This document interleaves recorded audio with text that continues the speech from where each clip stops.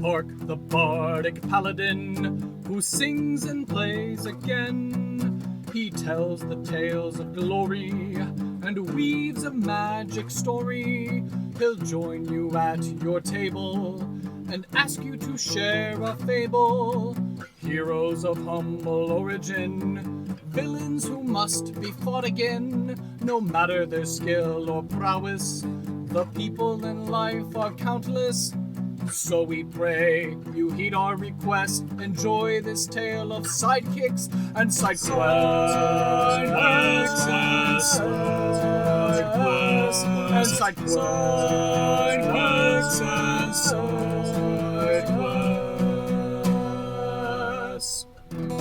Episode 124, Finnegan the Brave, the Elemental Farrier.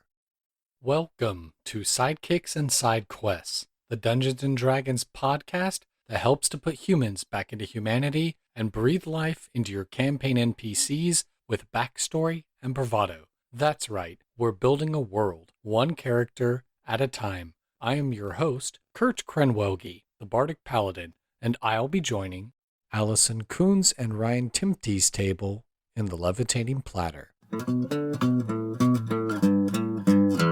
Hello, and welcome to another exciting episode of Sidekicks and Side Quests, the best unofficial Dungeons & Dragons podcast, in my humbly biased opinion. I've got an awesome pair of guests for you this week, but before I get to my guests, I have to leave you in suspense with the first ad read. This episode is brought to you by my first sponsor, Plus One EXP, and their brand new monthly subscription service for RPG Zine Club. Of course, you've heard me talk about this service. It's a monthly subscription service featuring fresh zines from emerging and expanding creators across the globe. Our way of inviting GMs, players, and zine lovers everywhere to invest more intentionally in the creative community. It's crowdsourced support without crowdfunding. You're getting two 20 to 44 page statle-stitch zines. You can pick from story zines, adventure zines, or both. You have the ability to get print and digital or just digital. There is an exclusive Clubhouse Discord channel within Plus One EXP Discord community. You're getting the best prices. You have the ability to manage your subscription portal, and you can add products or change your information. You have the ability to change your frequency of how often you're wanting to be receiving new zines and titles, and you can get what you want. In fact, if you miss something cool and you want to get it, you can add it to your recent month's order in order to get a copy of it. You get a special surprise gift each February after your first anniversary. Again, you're getting access to interviews, how to play videos, and special content for Zine Club titles. And if you get one of our RPG Zine Club passports, you can redeem it for a slice of pizza at a convention that Tony's attending if you fill that passport up. Again, we're sourcing the best voices from across the RPG design community. We curate zines based on the community interest and feedback to help you discover your new favorite creators. It has DIE focus because, Plus One is committed to championing diversity, inclusion, and equity in projects. Creators with diverse experiences make our community better. So Zine Club prioritizes creating equity for all our creators. Your subscription will allow Plus One EXP to more heavily invest in print partners and provide them with potentially life-changing support by consolidating scores or hundreds of purchases as the club grows. So I could sit here and read more and more, and I think the best source to learn more about this awesome program, to sign up for yourself, is if you go to the website rpgzine.club. Again, rpgzine.club. It's part of the website plusoneexp.com, which again, if you're going to go on that site and buy yourself a beard balm, a lip balm, RPG for beards or whatnot, and you're looking for an affiliate code to use on that site, be sure to use the code Randolph at checkout to save some coin on your purchase at no extra cost to you.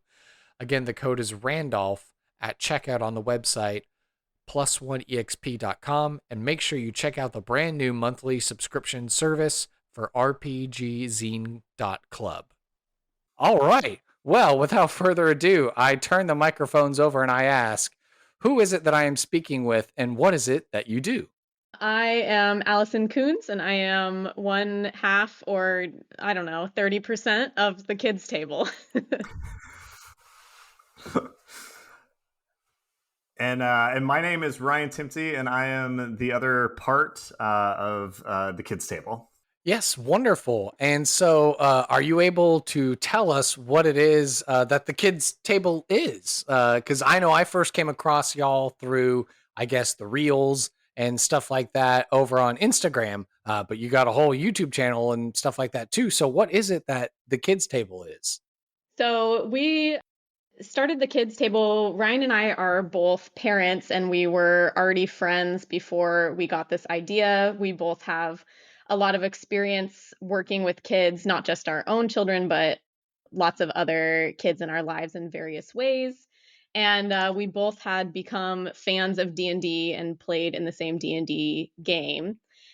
When we noticed that there was kind of a gap in opportunities for kids to be involved in D&D live play. So we took ourselves and another parent friend of ours and invited some of the kids in our life to play at the table with us, and we recorded those sessions not really knowing at the time what we were going to do with it. So it's evolved a little bit since then. And Ryan, do you want to jump in there? Yeah, no, I mean, it's the kids' table is our attempt to bring live play or actual play D&D to a kid setting. We both enjoy what kids bring to the world, and we both think that it's really important to find entry points for kids into some of these things. And D&D and tabletop playing bring a lot to the world and to kids. So we're sort of excited to play around with that concept and talk more about what it means to help kids sort of lean into this space. And kind of along the way, we started with just well, not just, but we started with the main part of what we do, which is the actual play campaign that we filled with 3 kids and 3 adults. And then along the journey, we discovered that there were a lot of other parents who were involved in, different chats and groups online that were wanting to get their kids involved in D&D or just children in their lives, but not really knowing how, or were hitting some speed bumps, or were just kind of doubting their own ability to do that. So we've also started making some videos that we share on Instagram and YouTube for tips for playing D&D with kids, and we're starting to record some podcasts that will be more about the benefits of D&D for children and addressing some of those hurdles to encourage and support adults to bring more kids to the table. That's awesome. Yeah, I know that one of our Patreon supporters is the illustrious Nicholas Cardarelli, who runs the Raised on D&D podcast. So I'm sure if he hasn't already had a Oh, nice. conversation with the both of you, that he would love to talk and learn more and get these experiences, especially this concept. Not that it's necessarily niche or novel, but it is, every parent wants to be able to play D&D with their kids and like have these grand epic adventures. But yeah, admittedly it can be a little daunting, a little bit challenging. So what's that experience been like, seeing, well, I guess getting over the hurdle of like the idea of like, hey, there's a microphone or there's a camera in front of you recording you, for the world to see you playing your character in this story, but just seeing the kids' perspective and them lighting up and coming up with the solutions or the strategies to win the day. Yeah, it's been really fun to watch. Actually, you can sort of see it over the arc of the series. The first couple of episodes, the kids are sort of tentative and they're not really sure what's going on. They're into it, but they're, it's a new space and it's a new thing, and they're not exactly sure what to do. And then in the more recent episodes, you can see their personalities really coming out through their characters. It's really fun to see them inhabiting what they're doing. Like, for instance, my son Beckett is one of the players, and he's 8. And at the time that we recorded this, he was 6, but he insisted that his character Six Tails is 11.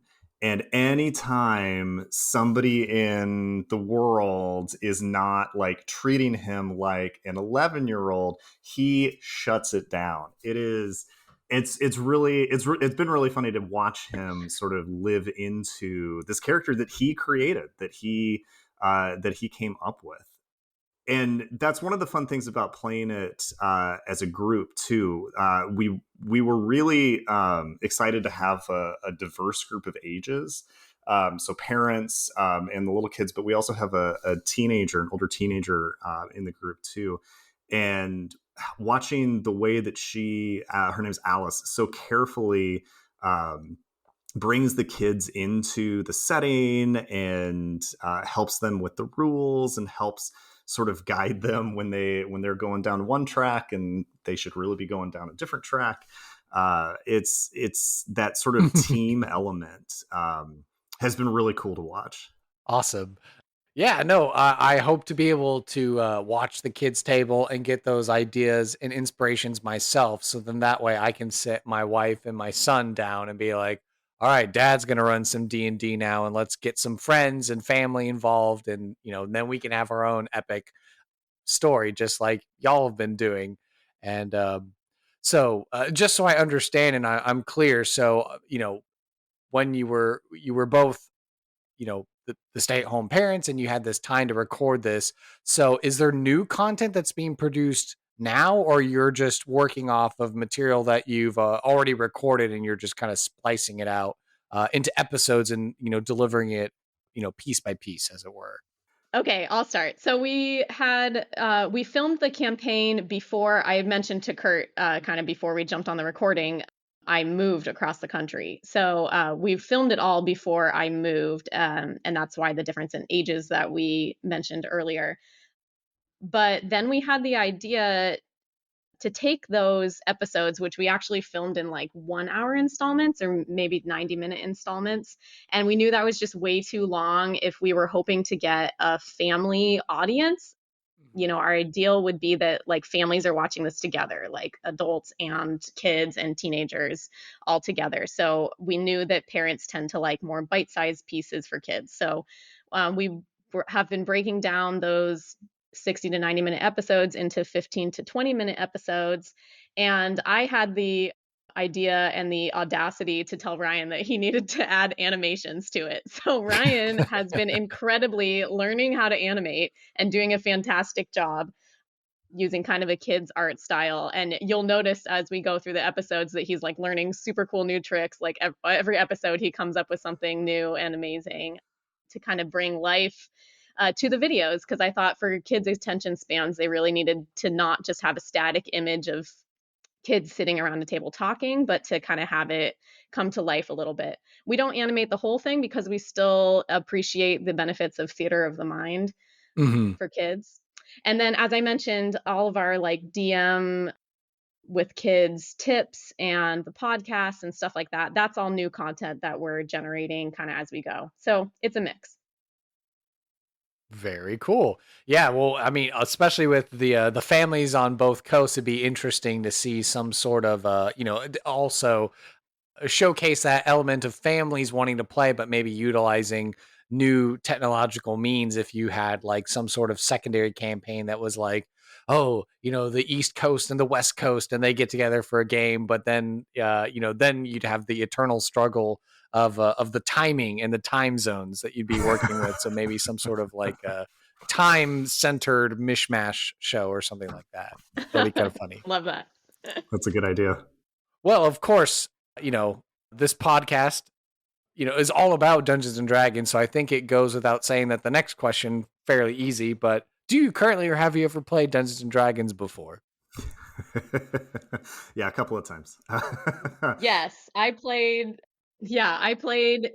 Okay, I played one time just like visiting a friend in college and he introduced me to it. I think it was Pathfinder, and it was like kind of a one-off thing, and I kind of didn't really want to do it, and it was really complicated to make the character sheet and everything. But then we just played like one time for maybe 2 or 3 hours, and then I was visiting that friend from states away. And then afterwards, I just kind of kept thinking about that game and really wanting to play it again.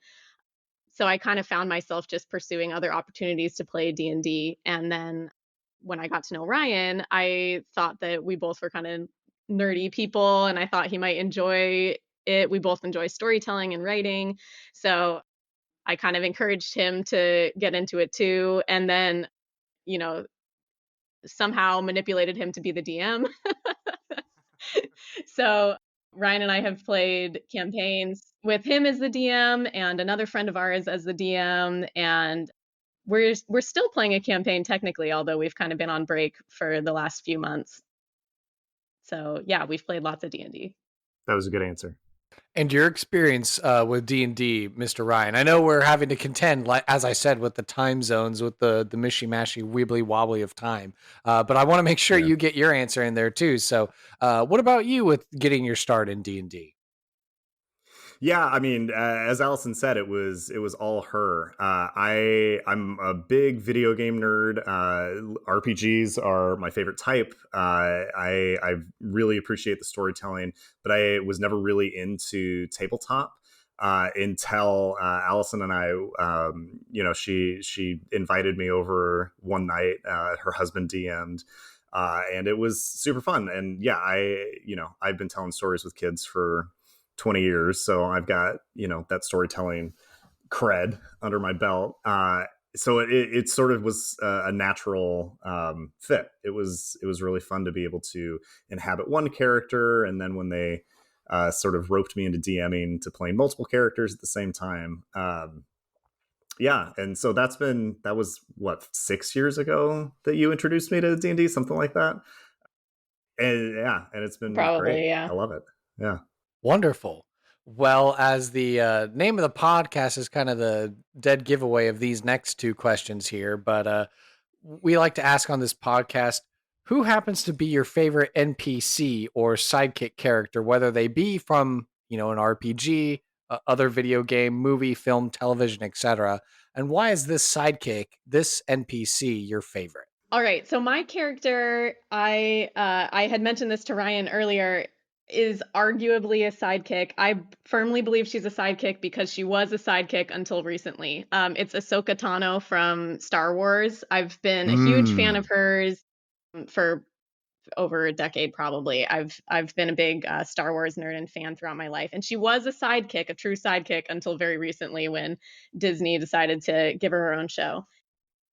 But I always really liked her because she was kind of the first one that I can think of anyway, who noticed that it wasn't really strictly the light side and the dark side, as in the Jedi had everything right and the Sith or the Empire had everything wrong, but that there were issues on both sides, and she kind of decided that she needed to make her own way and had the courage to stand up and speak out against the wrongs that were happening, and just kind of forge her own third path, which I always really admired as a person who has trouble, kind of speaking up and speaking my mind.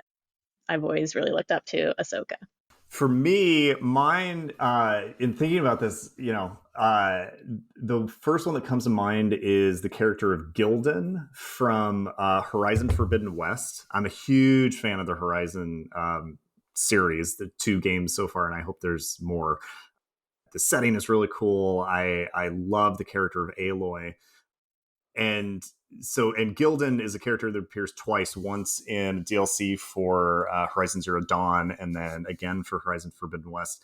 And he's a sort of dopey guy.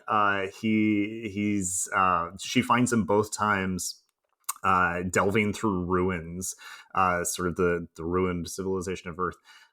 And he's this happy-go-lucky, just sort of dopey guy who, through the story, you sort of obliquely figure out, like, doesn't really have a lot of friends, doesn't really have a lot of people that he connects with.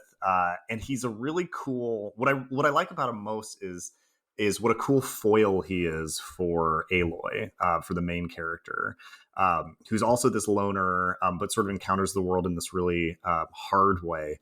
And he, even though he's all by himself too, encounters the world with joy and with excitement about, what's behind every corner. And I just love both of the times that he appears, this sort of softness that he brings to Aloy's character, to the main character, and that he sort of brings this out of her in the two delves that they go on. I really love characters like that bring something new to the main character and to the main story, because you're following one or a handful of characters for hours and hours at a time, and you're getting to know them through their eyes and through the things that happen to them. But what I really enjoy is when another character can sort of, I don't know, shave off a rough edge or reveal a hidden truth or bring something new to that that characterization that you wouldn't see otherwise. Yeah. Awesome. And then likewise, to go along with that question, what happens to be one of your favorite side quests, either from RPG, video game, movie, film, television, etc., D&D campaigns? Why is this side quest your favorite? Why is this B plot element your favorite? The first one that comes to my mind is from our Ryan and my homebrew campaign. So I don't know if no one else would be able to relate to this except for our friends around the table, but Ryan ended up having to create, probably mostly on the fly, like an entire political system of a town that we came upon, and the government system was probably 30 different masked lords, so no one knew their true identity. And our characters got so down a rabbit hole in this town trying to figure out who these masked lords were and what their motivations were and who they were voting for in an upcoming campaign and who they were blackmailing.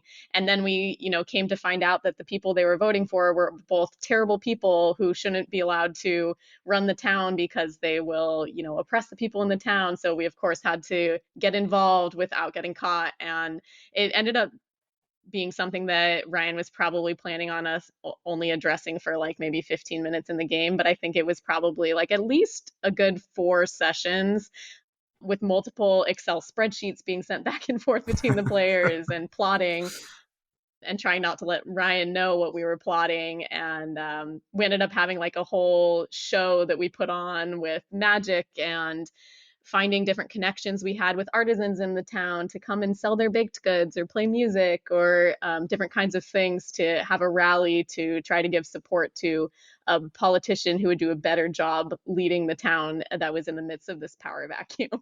So it's just an example of one of those times in D&D where the DM probably did not plan at all for the players to get as sidetracked as they did, but it ended up being a beautiful and really fun part of the campaign. I tell you, there's no better feeling as a DM than when you end one session one night and then come back, I don't know, like a week or 2 weeks or 3 weeks later for the next session. And you sit down and you're like, I've got all these notes prepared and I'm ready for the next part. And your players have, unbeknownst to you, been emailing back and forth like every day for the previous 3 weeks. And like present you this whole plan. You're like, okay, great, we're doing this now. Like I was not prepared for this, but we are going down this rabbit hole because this is what you want to do and this is how you're engaged. It was a real fun moment. It was probably really good practice for playing D&D with kids. Yeah, it was good practice for playing D&D with kids because kids want to go down a lot of different rabbit trails, and figuring out like the balance between herding them back towards the main plot and recognizing that sometimes the rabbit trail is more interesting is a hard balance, but it's a good thing to learn. For me, the side quest that comes to mind is one from Dragon Age Inquisition, the Deep Roads quest, where the characters sort of go off on this rabbit trail that really has nothing to do with the main plot of the game, but is more a vehicle for the developers to sort of to do world building and to expand the Dragon Age setting further into sort of the building blocks of the world that they've created. Like you go, the characters go down through this like 6 or 7 level dungeon, and finally figured out that the dwarven race was maybe not created the same way as the rest of the races, and like maybe there's this like thing in the middle of the planet. It's wild, and it's turned slightly sci-fi at the end, which is really fun for a fantasy setting. You know, I love geology, I love geography, I love like that kind of stuff. But I also love that they created this way to learn more about the world that you're playing in and make it feel more real, without having to like delve into the like main plot or the things that you're, you know, supposed to be doing. I mean, in video games, like I'm totally the guy that does all of the other stuff before you do the main plot, before the main quest, because it's so much more interesting. So that's Awesome. And then the way that we end and round out the personal interview section of the podcast is we ask the question, what are you passionate about and why? I guess I would say that along the lines with our work with the kids table, I'm passionate about kids being and teenagers being taken seriously but not treated like adults. That doesn't mean just treating them like adults, but allowing them to be kids, to be teenagers, and everything that entails. Giving them a safe space to be who they truly are.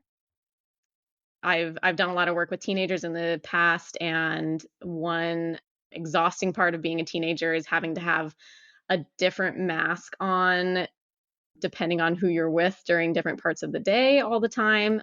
So I believe in giving them a safe space where they can be who they truly are and be valued and supported and encouraged and rejoiced in just for who they truly are.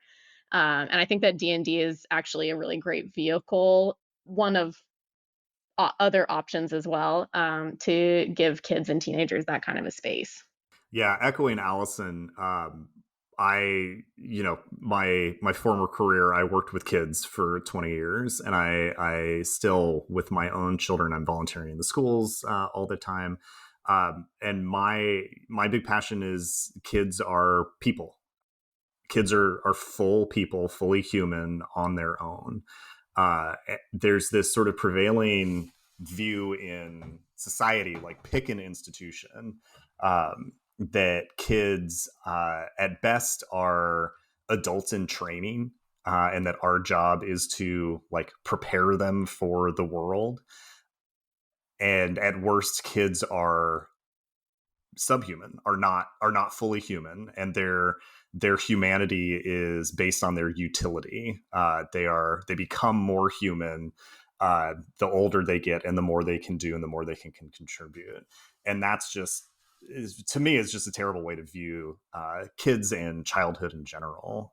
Kids are fully human, just as they are, and that doesn't mean that they don't have things to learn, and that doesn't mean that we don't have a role to play in teaching them.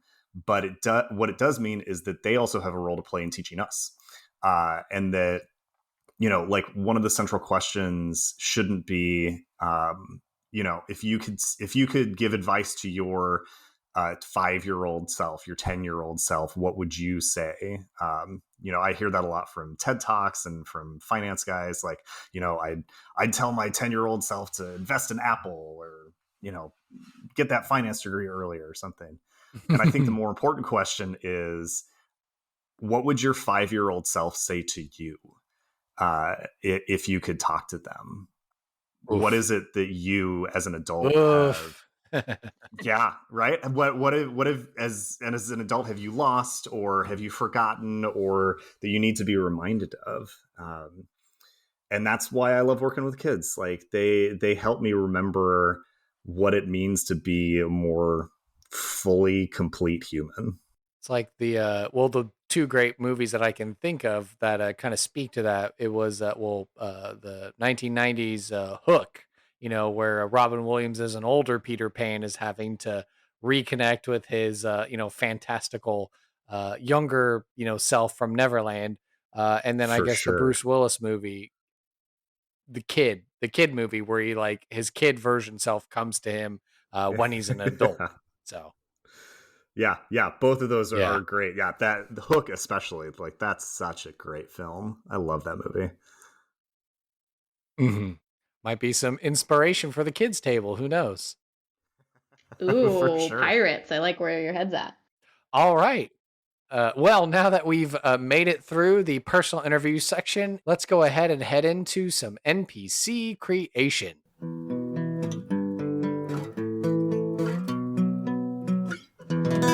And NPC creation is brought to you by you, the podcast audience, and our patrons from Patreon. So now is the time in the show where we give a shout out to our comfortable patrons and above with a loud hurrah.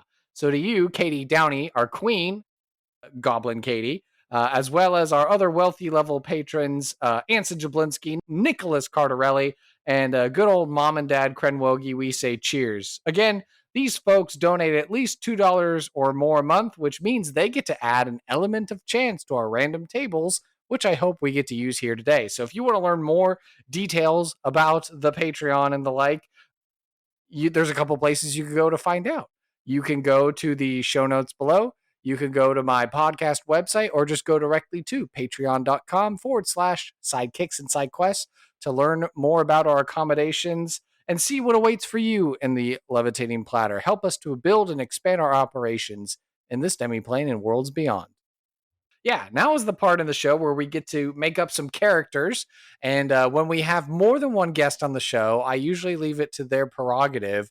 We haven't done it yet where we've kaiju'd an NPC before, where like each guest is contributing a half. Most times what ends up happening is we make like a pair of characters, and you might have an idea of like, oh, this is the relationship these characters should have, or it's something that you might want to discover along the way. So I'm just kind of curious as we begin our NPC creation process, where does your heart lead you? What does it tell you that we're going to be doing here today? I'm good with us each making our own, although the kaiju idea is hilarious. The kaiju idea is kind of hilarious, actually. So, I mean, all right, well, I mean, do you want to test new waters and try doing that where maybe we're trading roles back and forth and collaborating all together to create a singular NPC? Or, it is perfectly viable to make twice the number of NPCs, which we love doing because you could get some really interesting dynamics off of the pair as well. You decide, Why don't we try Allison. a new adventure and try to kaiju one? Both guests, for the first time on this podcast, season 5, here we go, a brand new thing. So both guests are going to take turns rolling dice, and together they're going to work to create a whole brand new NPC. So are we going to follow the same kind of structure where we're trading back and forth between the roles? And obviously in the parts where it's like more free form, where it's discussion, you can just kind of talk and figure out those parts. Does that sound good? Yeah, sounds awesome. Okay. So then we like to begin with determining the name of the character. And the way we do that is we get a D20 and that's what we roll. We roll a D20 and we get a name. So whoever would like to begin. Allison, Okay, start. I'll start. I got a 12. 12. Okay, your answer was provided by previous guest Benjamin Huffman, Finnegan the Brave. Oh, I love it. All right, excellent. We're off to a great start. And now, after that, we need to determine the ancestry, the race, the background of this character. This will be a D100 or a 2D10 roll. So, who is Finnegan the Brave? Let's see. Okay. 2D10, I got an 18. 18. Okay, interesting. All right. So, this would mean that Finnegan the Brave is some sort of elemental. So from here in my clarifying notes, any kind. That could be a Zorn, Fire Newt, Miramods, Archons, Frost Salamanders, anything from Ravnica. Basically, like, we're imagining like some sort of elemental dude named Finnegan the Brave. So since you rolled the 2d10s, what kind of elemental creature sort of speaks to you? Oh gosh. Okay. I mean, I immediately go to that Pixar movie about the elements and the water dude, but like I'm an earth guy. Right. I say earth elemental, some sort of earth elemental. Okay, Finnegan the Brave, the earth elemental. Okay. All right. I dig that. Ha. Dig. All right. We need to now determine the job or role in society that Finnegan the Brave, the earth elemental, has. So now we'll get to roll just a regular D10. A D10. Okay. 7. 7. Okay, your answer was provided by previous guest Mike Christensen, aka Super Geek Mike of YouTube, a farrier. So someone who works with horses. It's a very interesting career for an earth elemental. Brilliant. I love it. And then let's see, the next thing we get to roll dice for is the age range of the character. So how old is Finnegan the Brave, the earth elemental farrier? This is a D8 roll. Okay, D8. I get a 1. Child. So very apt and perfect. So we have a child age earth elemental named Finnegan the Brave that is a farrier. So now comes the part where it's more freeform. So with all these factors we've already figured out, describe the physical appearance of Finnegan the Brave. Okay, Finnegan is obviously made of earth, but I would say he's kind of rocky earth, mossy earth. He's got some little saplings growing out of his back, maybe starting to grow a little moss on his face, and very proud of it. He brushes it every day to try to make sure that people notice. Yeah, Ryan, do you have any notes to that? Like, does anything else strike you about these details? Maybe something with the farrierness of him. So if he's gonna be a farrier, these saplings on the back have got to be apple saplings, so that when he gets up close to the horses, they can be nuzzling in those little saplings, looking for apple blossoms, looking for apple buds. I'd also say I feel like I remember that farriers mostly do like the horseshoeing, right? So let's say that one of his arms is less hand shaped and more club shaped, just for like that, working metal into horseshoes and, fixing horseshoes to hooves sort of job. Is he strictly a 2-armed creature, or are we thinking multiple arms? Because isn't the I want to say like a farrier, like the certain tool, like scrapes off some of the nail of the hoof. So is it like he has like a really razor sharp, like rocky appendage that's like scraping off some of that nail and getting the muck and stuff out if he's replacing horseshoes and whatnot? Yes. Okay, this is how I think we do that. He's got, he's made up of earth, but he's also made up of different types of rock, different types of maybe metal that you would find in the earth. So I think just depending on whatever that horse needs at the moment, that type of element can come to the front of his appendage. So either it's like a sharp piece of obsidian if he needs to cut something away, or like a really strong, larger rock if he needs to hammer something in. I think like he's kind of got all his tools in his body at ready at will, rather than kind of needing to bring forged tools like maybe a human or a dwarf would bring to the job. Except he's a kid, so I think that the added element of surprise is sometimes he's not sure what's going to come out, if it's going to be that sharp piece of obsidian or if it's going to be like pumice. And so instead of scraping at the hoof, he's like giving it a buff. And so like, he's a kid, so he's still learning how to get that stuff out. Love it. Okay, very cool. And then let's see, if we had to describe Finnegan the Brave with 3 adjectives, what 3 adjectives would you use? Is brave just like an ironic sort of thing thrown on his name, or is he in fact a brave person? I think that anybody that works with horses needs to be a little bit brave. They also need to be empathetic, because horses definitely sense if you're a horse person or not, and if you are the boss or if you're not the boss, and they definitely will treat you as such. So I think there's maybe, I would say, compassion for a second adjective. Ryan, you want to throw in the third? I'll say curious. I love curious kids, and I feel like any kid that's going to be around horses and the way that horses, move and snort and sniff, yeah, he's gonna want to know more about these horses. Okay.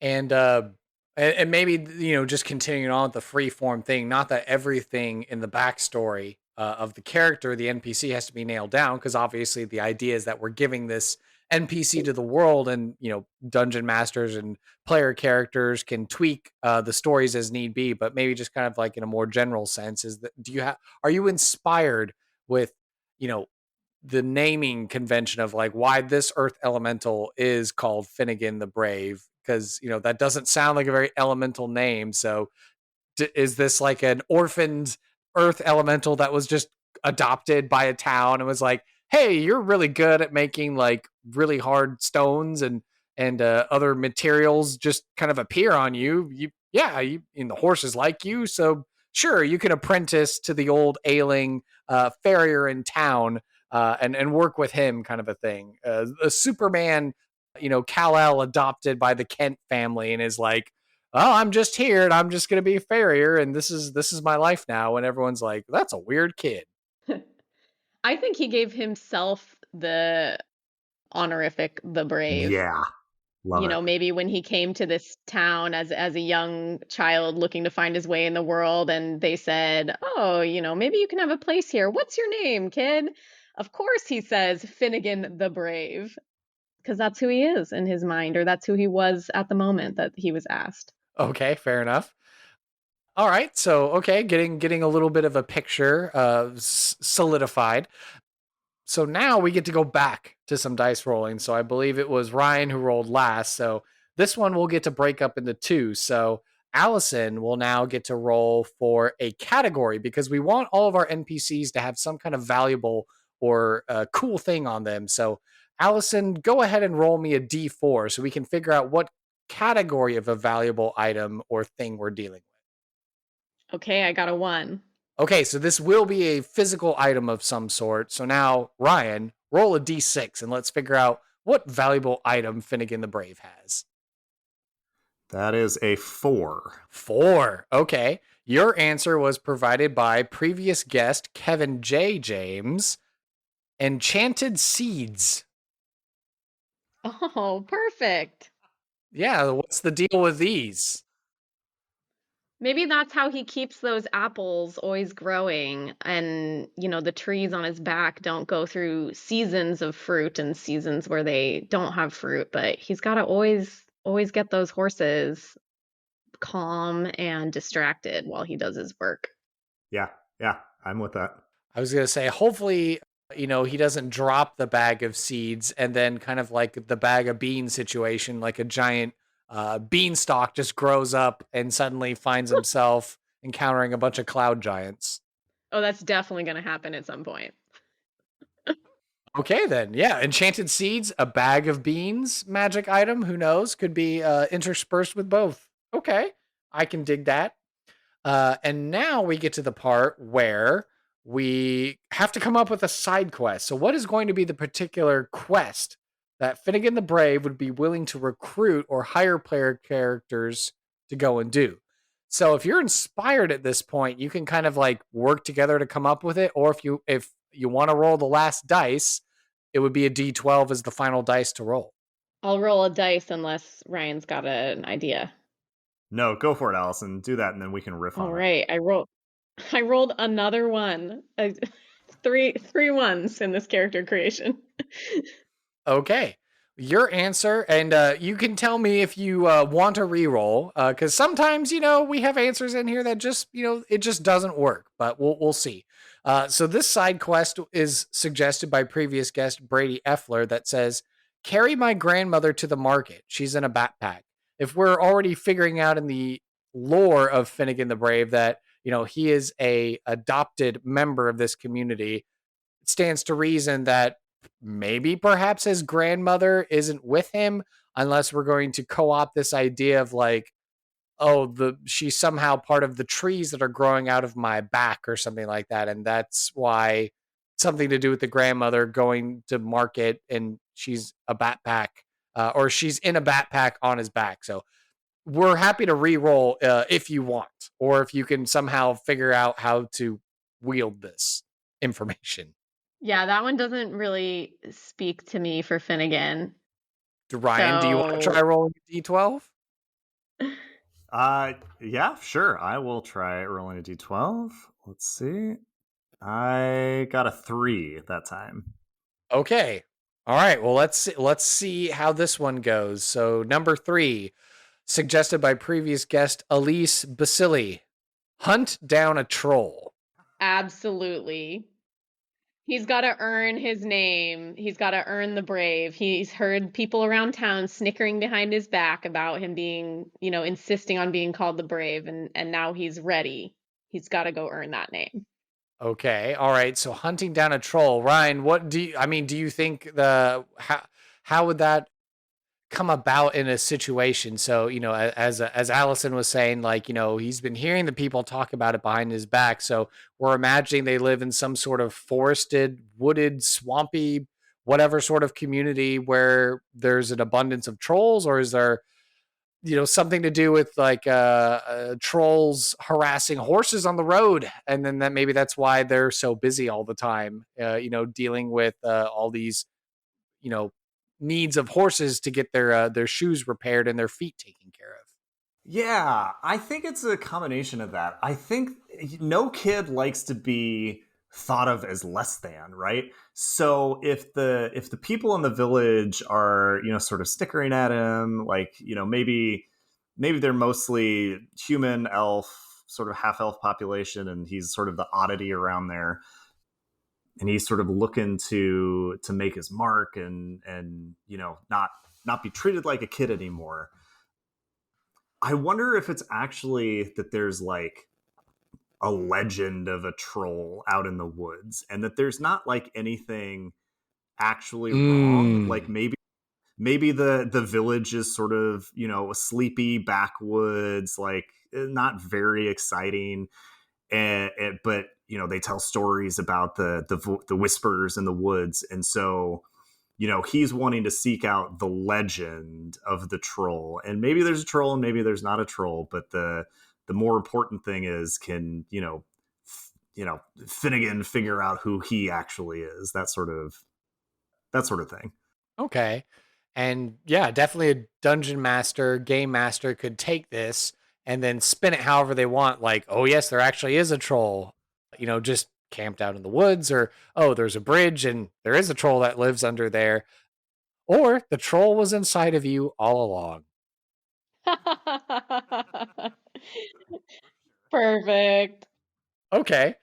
So we have the question here then with reward, with success. So when the player characters, however it ends up being, that they help, it sounds like the player characters are helping Finnegan the Brave go and hunt down a troll. So however that comes about and means their success, what is going to be the reward that Finnegan the Brave is going to then bestow upon the players for helping out in this side quest? A bushel of apples and free horseshoe replacements for life. Pretty good suggestion. Yeah, sounds like logical kid reward. Yeah, well, and especially if the apples are like from these enchanted seeds, maybe the apples themselves, have some sort of chance that they are enchanted too. And then, I was joking earlier about the whole beanstalk thing, but if you kind of co-opt that idea of if you spill all the beans and then suddenly a bean sprout grows out, is it a possibility that if maybe perhaps you harvest the seeds carefully from these apples, that there's a chance, like maybe make a fun table roll a couple D100s and see like what kind of fruit is born, or if like it's some sort of impossibly large apple tree or something like that grows into the clouds. Yep, love it, love it. Love I think it. that's great. Or maybe the trolls at the top of the beanstalk. A troll at the top of the beanstalk. Interesting. Yeah. Cloud giants are just inviting trolls up now. Yep. Okay. And then the other side of the equation, what's going to be the consequence of failure or refusing the call to the adventure? So Finnegan the Brave is coming out of his way to ask the player characters for help, but for whatever reason, they refuse. They say no, or maybe they try to go hunt down a troll, but something happens where the troll escapes. There is no troll to be found. He's made to look like a fool, whatever it could be, but what's going to be the consequence of failure in that case? I think he speaks with animals with their mounts and tells them just to create mischief for the adventurers while they're on the road, whether that's, going the wrong direction, always stopping to snack on grass on the side of the road, whatever a horse might have come into their mind when they're in a spicy mood and want to create some mischief. That's great. That's funny. That's like my biggest fear too, because I am not a horse guy. Because it's an animal that outweighs me by 3 times and has a mind of its own. So the idea that like my mount would intentionally be trying to mess with me, that's terrible, awful. Yeah, and all it takes is one kick to the head, and you could be dead. That's true. Don't mess with the horses.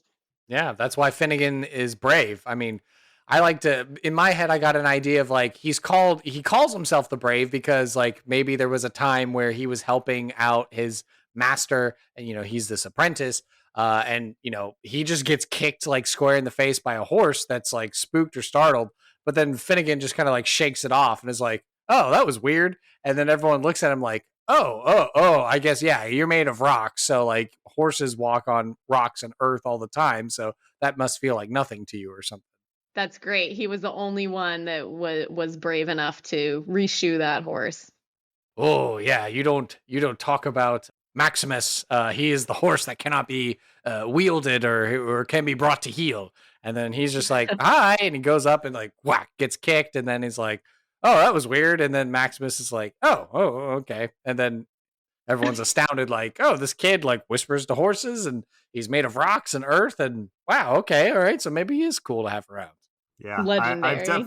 I've definitely taught that kid who didn't have enough sense to stay away from the horse, and actually everything turned out okay. So I think I've probably been that kid. All right. And we have some optional questions that could yield some more interesting insights or information into our Finnegan the Brave that we've made here today. But if you feel like, for this inaugural attempt of kaijuing a single NPC together, we can head into the next section if you're ready. I feel pretty good about it. Is there anything else? No, I mean, I feel like as far as kaijuing a character goes, this kid's pretty great. I like this kid. Yeah. I like him a lot. All right. Well, without further ado, we're going to go ahead and head into a random encounter.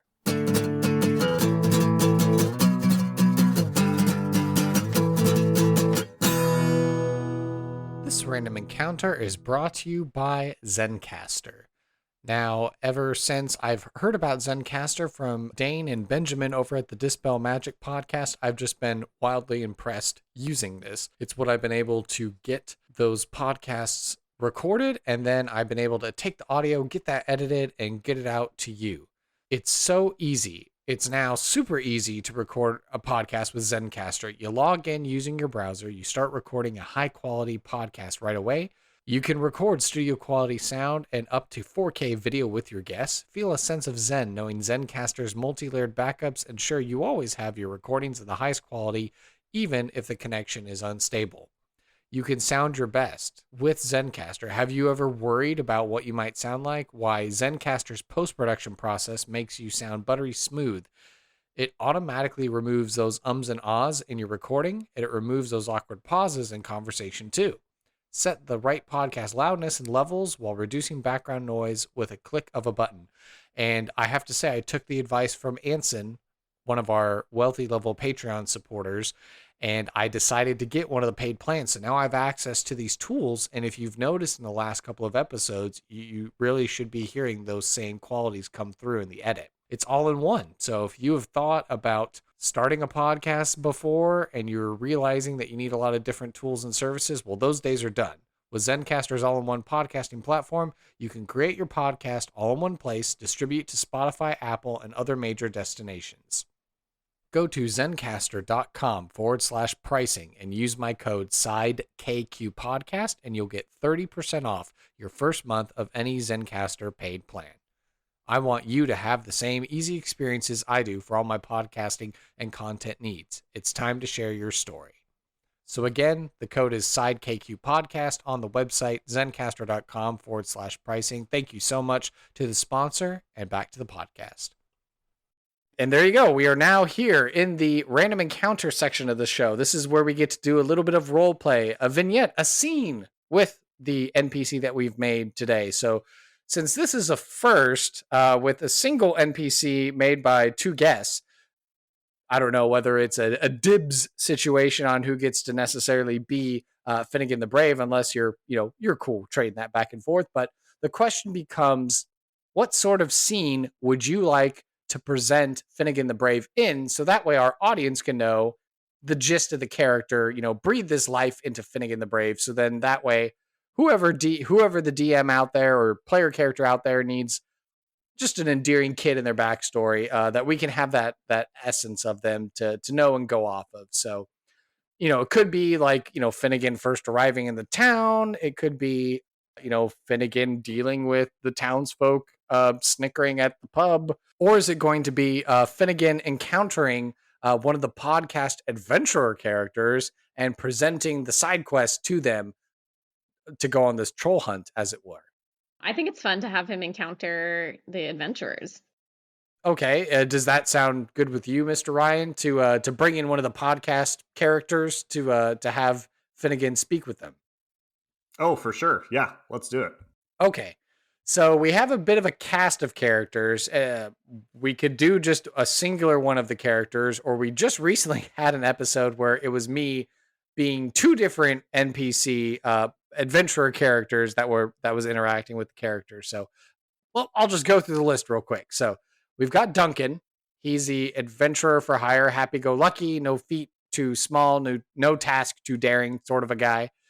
We've got Sonia. She's the warrior woman who multi-classed into a paladin who serves a god that wishes to redeem the undead. We have Korak. He's the lawful evil, arcane, trickster, roguish dwarf. We have Chrisley, who's the herbalist, botanist, wood elf druid, who then multi-classed into a cleric who serves living memory. We have Orion, who is the astral elf illusionist wizard. And then we have Agape, who is the lilac-colored tiefling Sorlock. Started off as a Feywild magic sorcerer, and then recently made a Archfey warlock pact with one of the other NPCs created on this podcast. And if none of those characters sound good, then I am totally open to inventing a brand new character for the scene. I think the druid, botanist, herbalist, that was all one person, right? Yes. Sounds like a good one. Okay, so you would like to meet with Chrisley then? Yeah, maybe. Do you want me to just run with this? As well, I mean, I certainly want to make sure that that Ryan isn't left out. Is there maybe like some sort of other supporting character that he could be in the scene? Yeah, so if I'm supposed to be Chrisley, if Allison's going to be the voice of Finnegan the Brave, then who's Mr. Ryan going to be? I would love to be the horse. Oh, that's right, because Chrisley's a druid. Yeah, okay, perfect. Okay. So then who should start the scene? Who would you like to be the DM? Me or Ryan or who? You can go for it.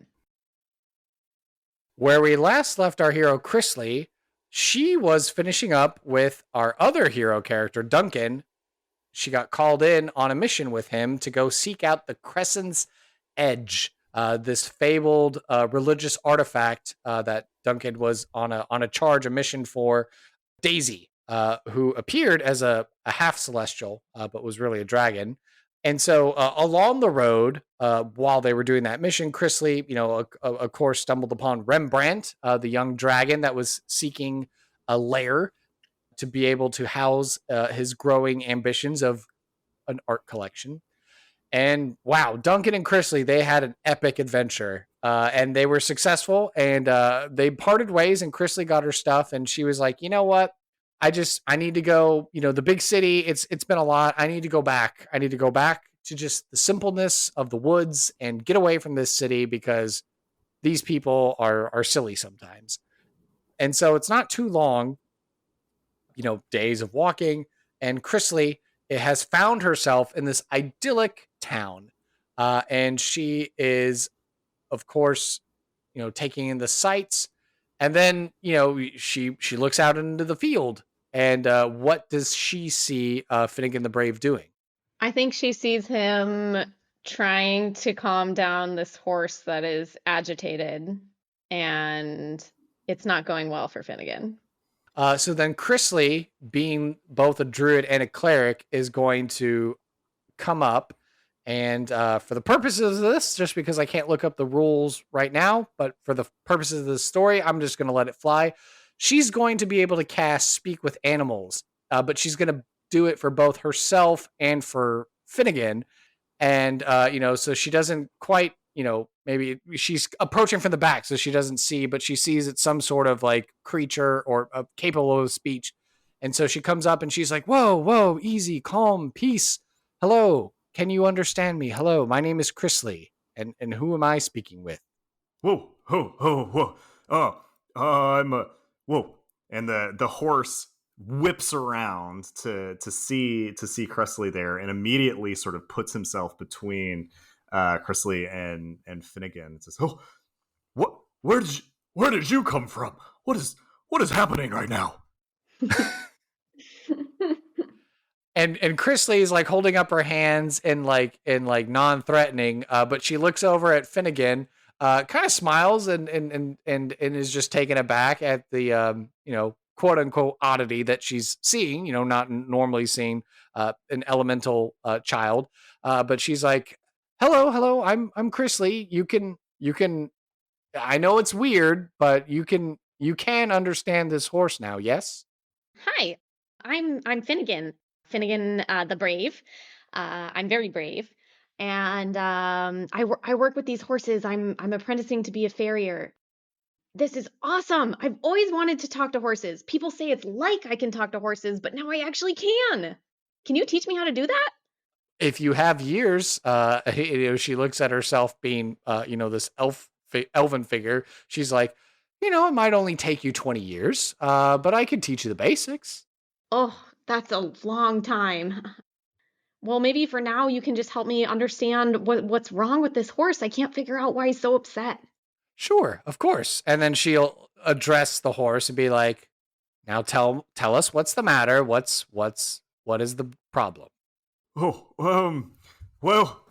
and the horse sort of looks over at Finnegan and then looks back at Chrisley and sort of nudges Chrisley away a little bit, like tries to get Chrisley to walk a couple of steps away from Finnegan. And he tries to mutter, but he's a horse. And so, like, at full volume, he says, I'm just messing with him. I hate being cooped up in that stable all day, and so I got him to bring me out here to this grass, and it's so great. But don't tell him that I'm messing with him, okay? Tell him I got a problem. I'm a horse that needs to be outside. So Chrisley just kind of gives a knowing look at Finnegan the Brave because he can also speak with animals. So he heard exactly all of that. Well, Shadow. Yep, I'm naming the horse. You could have just told me that. I would have taken you out here anytime. Of course, I want you to have a chance to be outside. It does get kind of cooped up in that stable, huh? Shadow whips around again, just sort of like darting back and forth between both of them, and says, "Oh, you weren't supposed to hear that, little one. It was just I'm sorry. I know we should probably go back." Nah, you got nothing to worry about. I'm a bit too big and heavy to ride you, but I can just take you for a walk if that sounds good to you. I mean, it's fine. I just okay. Okay, fine. I didn't ever think I'd have to say this to you, but I was just trying to get you out of the village for a little while, because I know how hard it is for you and all the rest of the townsfolk just sort of laugh at you. It's not. I just wanted you to get out here. I'm sorry for lying to you, or not, because we couldn't talk before, but tricking you, I guess, or something. Wow, that is so nice. Have you ever heard a nicer horse before? And he gestures to the druid, pointing at the horse. Well, great. I'll play along. Let's stay out here. We'll play a little while longer. Maybe we can play tag. Do you want to play with us? He says to the druid. She's kind of taken aback, but it's like she's like 100 years younger or something like that when she's being asked, and she's like, "Oh, yeah, sure. I mean, if you wanted to take a walk about, if you wanted, Shadow to, stretch his legs and run, she gives the horse a druid sort of look, like, oh, you think you're fast? I am a druid. I could just as easily, like turn into some sort of beast and, race or something like that. Kind of a attitude. And hearing Shadow's words about like, oh, being made fun of and stuff like that, she's more concerned now. And you see her eyes flashing a bunch of different colors as she pulls open this grimoire to her side. And there's all these flashing images that are happening in the book. And she, will get on Finnegan's level and will just say, "Forgive me. I've never encountered an individual like you before. Finnegan the Brave, eh?" And she gets like a little more serious. "Can you tell me why the other villagers are being mean to you?" Oh, I wish I knew. I think it's cause I told them my name is Finnegan the Brave, but don't tell anyone. But it's really just Finnegan Floppleby. I didn't want them to make fun of my last name, and I thought it sounded really cool to say the Brave, but now they kind of say, "Oh, he's not so brave." So, I don't know. I got to prove it to them that I'm really brave. Oh, prove it. Are you sure about that? You don't think that they would just take your word for it? She's coming from like a woad, an elven sort of community. So she has like this whole different perspective on what she thinks, earning respect comes with. So it's kind of like an alien concept to her of like, oh, I have to like go out and prove I'm brave in like some sort of dangerous fashion or something like that. Well, I'm kind of new here, and I'm just learning to be a farrier, and I'm a kid, so sometimes grown-ups aren't so nice to kids and don't really think that we can do a whole lot. So I don't know if you have any ideas. I'm willing to try them. She'll turn to Shadow and be like, well, certainly there are many of things that mortals, humans, but she looks at present company and is like, "Well, you are not a human. I don't know what Shadow. You seem to have been a long resident of this community. What is something that you think that would help Finnegan the Brave earn his name?" Well, there's the troll. You could do something about that troll. Oh, the troll that they talk about in the tavern when they think all the kids have gone to bed? Oh yeah, they've been talking about that troll for years. Well, that would certainly be brave. And he kind of his eyes kind of drift off to the side, and he kind of hunches his shoulders and looks very timid and unsure. Oh, well, yeah. If you want some help, I'm certainly more than happy to go with you. She will, with one hand, produce like a druid craft sort of effect. And then in her other hand, she'll manifest some sort of like cleric based power. And she'll, very seriously say, like, I am certainly more than capable of providing you necessary backup to help you earn your name. Whoa, you know a lot of stuff. That's amazing. Uh yeah, I think I could do it if I had some help. Do you think this is a good idea, Shadow, that this will impress the town?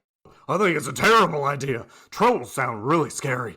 And I mean, I've never seen one, and I've never heard one. And I mean, I think all the townsfolk are just sort of mean, and it doesn't matter. I don't know. But you made it so that I can talk to this one, to the little one. So, I guess if we gotta, do we gotta? Chrisley smiles knowingly and she says, all right. Well, it's been a while now since I've been out in the world away from my woad and having to learn the ways of adventure. And, young one, I think it's time that we took you on an adventure. So she stands up, she collects herself, dusts herself off, and she says, you have all you need. And then she turns to look at Shadow and she says, come on now.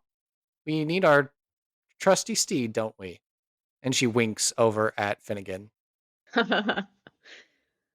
Yeah, we've got all we need, I think. The horse throws his mane back in a very like grandiose gesture and says, I am a noble steed. That's true. Yeah, we got it. We got this, little one. Let's go for it. And scene. I think that's a pretty good place to end it. So, what did you think it was like getting to be Finnegan the Brave, Shadow the horse, and kind of like breathe a life into this character that we just cobbled together? It was very fun. I liked getting into his headspace. I like the idea that he's got this horse companion. I don't think the horse's name is actually Shadow. I think that that's just what Finnegan calls him. I like the idea that they're friends, they're buds. What's the horse's true name? Chrisley would be able to find this out for sure. Let's go with Roan, like ROAN, like the color. Perfect. Okay. Very cool. Yeah, so thank you so much, both of you, for fighting continental divides and time zones and all these other things and technology to both be on this podcast at the same time, making this wonderful NPC and side quest all together. So this part of the show, it's called Final Thoughts. So I always like to, take a moment in this part near the end of the show to just, collect your feedback and to, how did you think your time was on the podcast, critiques, feedback, and all that sort of kind of stuff. Just, giving you a chance now that you're through it, the other side, how are you feeling? It was really fun. I like the format that you have and allowing guests to be creative, but having kind of a structure to work within. I think the only difficulty was the delay and talking over each other or having no one talking because we couldn't see each other. But not much to be done about that. I really love kaijuing a character. I was not expecting, having listened to the podcast before, I'm like, okay, what character am I going to make? And like Allison and I talked a little bit about like characters based on us or on things that we were interested in, but putting a character together was, I don't know, that's really fun. We should do things like that more often. I know. I was trying to think of how like, oh, maybe for season 2 of the kids table, we can make the NPCs together. I don't know. Yeah, that's really cool. I like it. Oh, thank you so much. And I'm certainly appreciative and loving to hear from you, Ryan, that like, oh, I've listened to the show. And so I always like, and hope that people are listening and that they're taking these NPCs and putting them in their game. Not that I, expect it or force it of my guests to do so. But, I would love to, be able to listen to the kids table and one day hear like Finnegan the Brave. Hey, I know that NPC. And then like, hey, it's my boy we made on this podcast kind of a thing. That's awesome. For sure. I think it's a great idea because, DMs are always looking for more NPCs and thinking outside the box. And it's a great way to kind of flesh out the world and make it feel more alive and and layered. And I hope that this podcast has done its service and provided, at this point now, over 120 different NPCs, or somewhere around that number, of different NPCs that you could be sticking in your game. So hopefully, Finnegan the Brave will be landing in another game of yours, for the kids' table or for whichever table. Sounds great. All right. Just to make sure I give everyone their dues and their opportunities.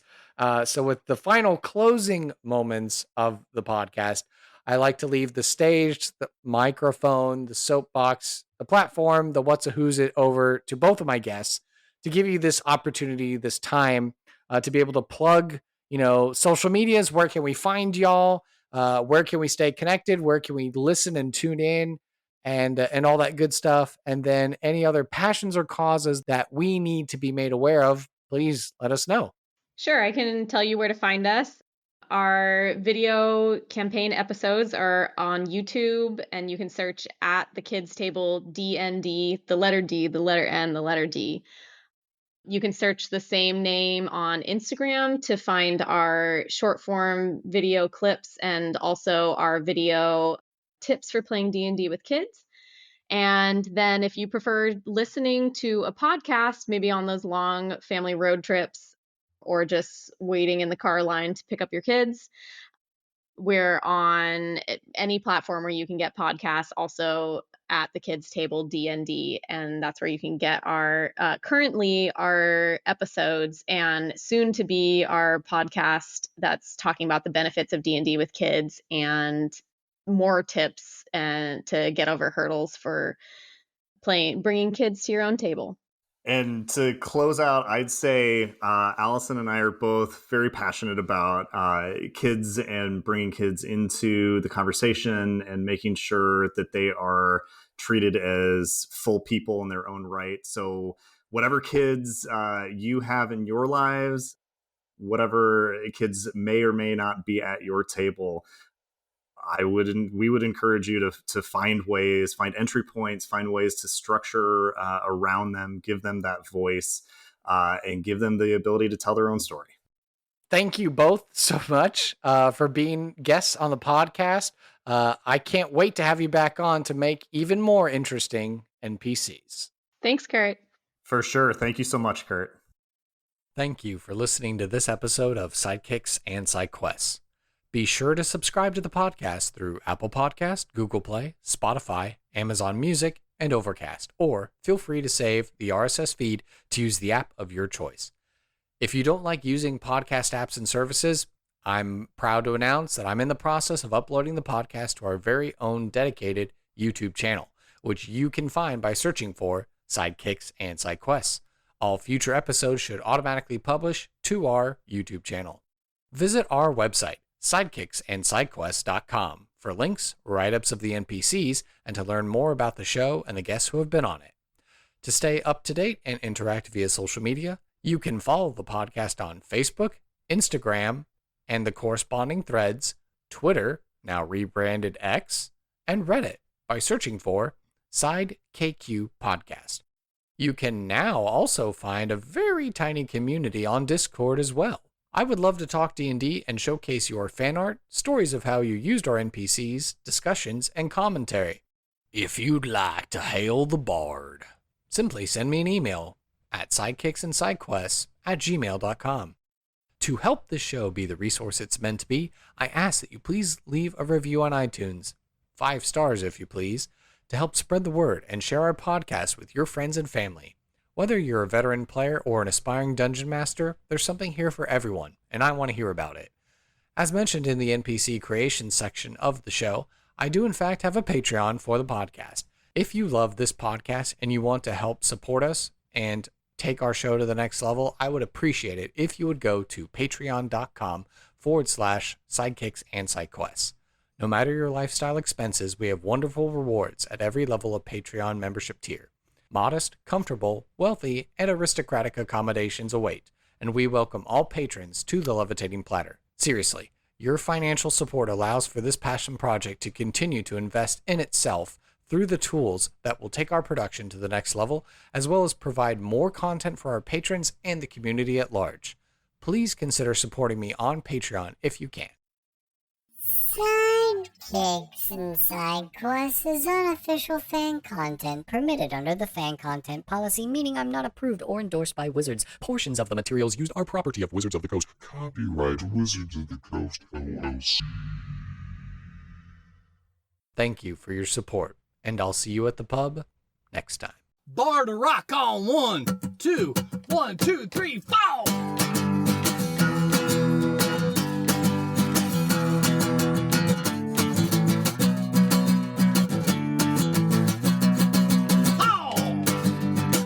Sidekicks and Side